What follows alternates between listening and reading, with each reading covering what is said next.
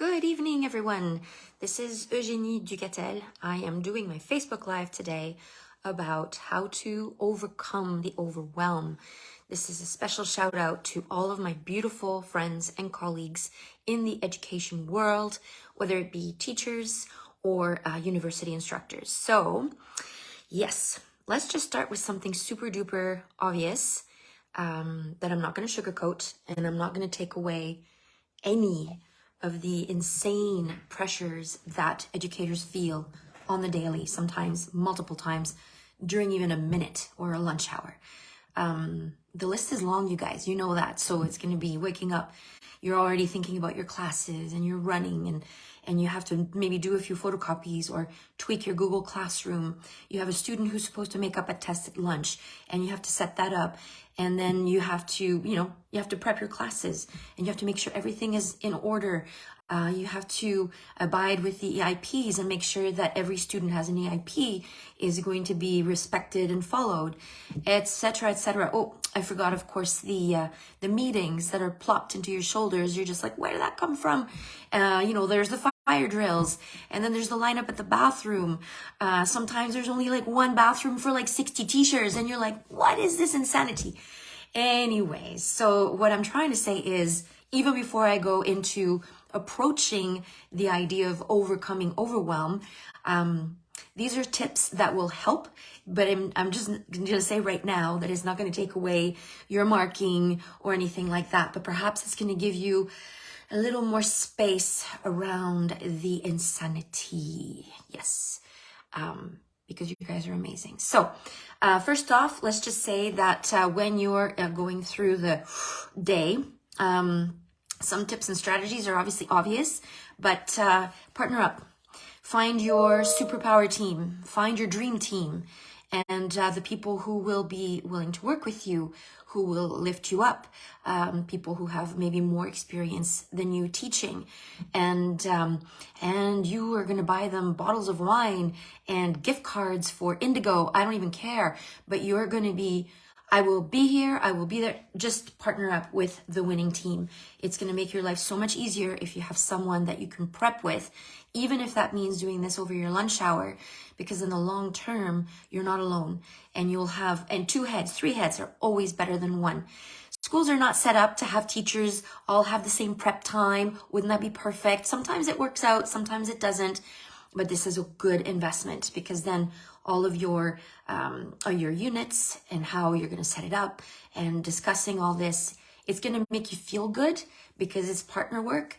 And I mean, I've created some really crazy, awesome things all on my own, but somehow it's just always better with 2 or 3 other beautiful minds. Creativity begets creativity, and genius happens in those moments. So I really recommend finding your dream team. Number 1, that's going to take away the overwhelm of thinking you're on your own, because you're not necessarily. The second one, I would say, I got a quick little list here for you, is to don't take things personally. And how do you do that? So not taking things personally right now, I'm going to go with the fact that everybody's going through a bit of an insane day. Your colleagues are going to be rushing. The students are doing their best. Well, sometimes they're not, but maybe they are just doing their best. So you stick to the facts. Sticking to the facts is a good way to stay away from the overwhelm, especially when it comes to dealing with students. So my background is especially teaching high school, but this can apply to university or even elementary or intermediate. So to stick to the facts, you're doing your job, you're teaching your class, you've established a plan, and you are just basically keeping the child informed. So these are the steps, let's say, to write an essay, and you keep track. And you just do homework checks if you have to. And then this is uncomfortable, but just keeping the parent up to date to whatever's happening, especially if you think a kid is not doing their work on time or is just kind of procrastinating. This is going to be the uncomfortable part for some people, but you just say, hi, I'm doing this. I'm available at lunch. Fred is a little bit behind with his introduction. So I'm just letting you know, it's not a big deal, but he's going to need to just come and see me. Then let's do that. But he needs to be on top of things, but keeping it factual. So what do I mean by factual? Instead of getting emotional about the fact that Fred did not complete his introduction, for example, then just breathe. The kid is doing the best he can, even if we think he's not doing enough. That's where he's at. And if he's at not doing anything, well, that's that. The only thing we can do is document it and report it, and be available to this person if he needs help, or find a peer in his own class who will be able to tutor him. Why not? But stay factual, which means stay away from the emotions. So, don't go into an hour long, he never does anything I say to do, blah, blah. It just promotes a lot of stress. And ultimately, it's really not your fault. You've been there, you've explained the unit, you're doing the work step by step. It's very methodical. You just, all you need to do is be available to this young person and inform the parent, especially if it gets to be worse, but a short message, if need be. And you can say, there's going to be a catch-up time, and don't call it a detention, but a catch-up time is great. Anyways, yeah, so stay away from the emotions, stick with the facts, so that you can just say, yep, I was available Wednesday, I was available Thursday, he didn't come. And there's like zero anything associated with that. But you could say, what would you like us to try moving forward? And you're allowed to say, by the way, and this is something I've actually just gotten used to, is saying, this is what I'm doing, I'm available, it doesn't seem to be working, I highly recommend a tutor. And now I actually highly recommend coaches, because it's usually an issue with their mindset. They don't want to do it, so a coach will help them figure out what they want, and then they'll line them up and make them go with success at school. So stay away from the emotions, stay away from the judgment of the kid. It's so easy. Stay away from the judgment towards yourself that you're not doing enough. People, you are doing so much. That humor me, please, and stop thinking that you're not doing enough. You are. So stick to the facts, breathe, release the judgment, release the anger, release the frustration. It's not about you. You did your job. That's it.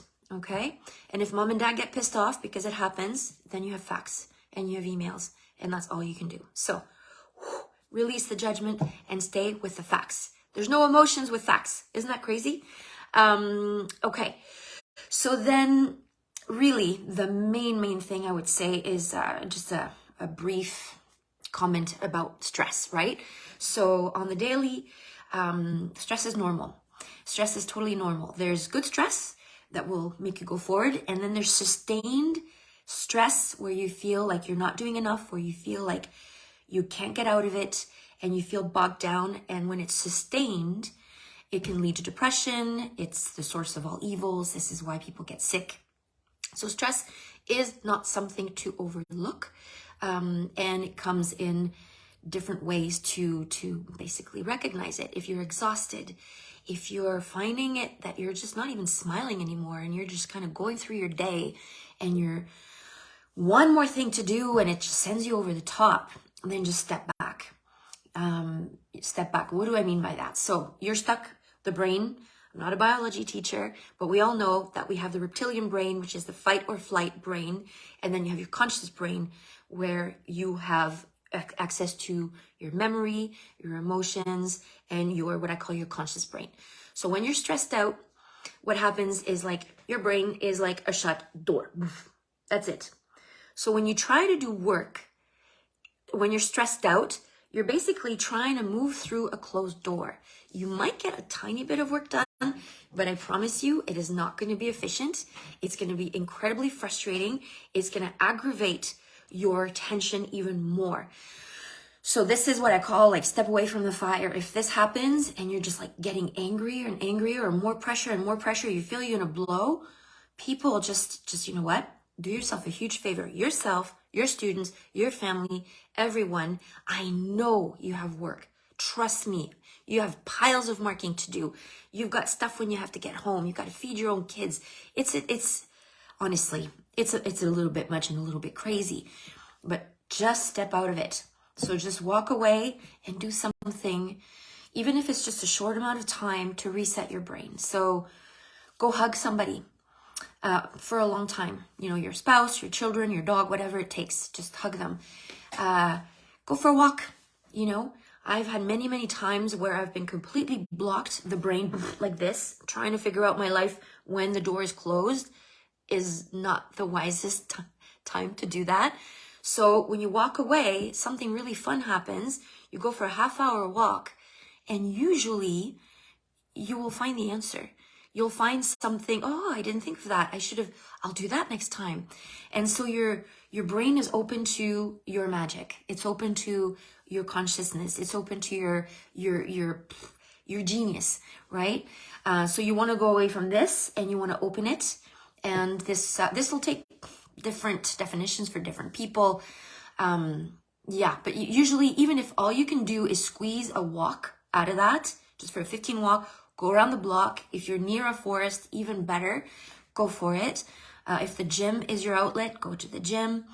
If you like to dance in the kitchen, go right ahead and put some funky music in there that'll get you moving. Or if you prefer soothing music, then by all means, beautiful Mozart, whatever it takes to bring you back. There's breathing exercises that you can do that only takes minutes that will reclaim your conscious brain, and you can be back in the moment. But really, find something that makes you want to do it. So make sure in your schedule that you have scheduled fun, whatever that looks like. If it's a dinner date with your best friend, if it's a movie night with your family, if it's salsa lessons, if it's photography club, it doesn't even matter. Something that has nothing to do with teaching and everything to do with you will help you get back to yourself and away from the overwhelm. Yeah. Just to get out of your head, because you know how it is, like you're like, oh, I got all this to do, and then you feel the water level go, oh, I gotta do this, and all of a sudden you're drowning. And this is blocking your brain. And so stepping away, getting back to yourself, having a good breath, being compassionate with yourself, and remind yourself that you're doing the best you can at any given time. So there you are. If all you get out of today is that you're doing great, just a quick summary. So just make sure you partner up with amazing people, stay in that positive energy, stay away from people who are going to bog you down, okay? Make sure you stay with facts. So if you're dealing with students, you're afraid of parents or whatever, stick to the facts. Stick to what you do. You know what you're doing. Just proceed. And make sure you communicate things very clearly in a nice way, in a non-dramatic kind of way. And just stick to the facts and release that judgment towards the kid, towards the parent, and towards yourself that you're not doing enough. I know you're doing enough. You know what I'm saying? And then finally, releasing the stress. Pure and simple. Releasing the stress by scheduling fun in your life outside of school. Perhaps it's fun at school. Sometimes teachers will have like they'll have the workout club. And so they'll go work out with their students, and that's a source of joy. You can have fun at school. We all do, right? So make sure you optimize on that one. If you're like a, drama club kind of person, or a chess club with the kids, this is a good place where you can nourish your soul and have fun with the kids, and you feel validated, and this will also release some stress. So hugging people, exercising, and just releasing the stress. And you guys keep it up. You guys are doing great. You are doing the best you can every single day. And I cannot think of a more brave group of people with a bigger heart than you, my beautiful teacher friends and educators out there. Until next time, you keep it up. I'm your #1 fan.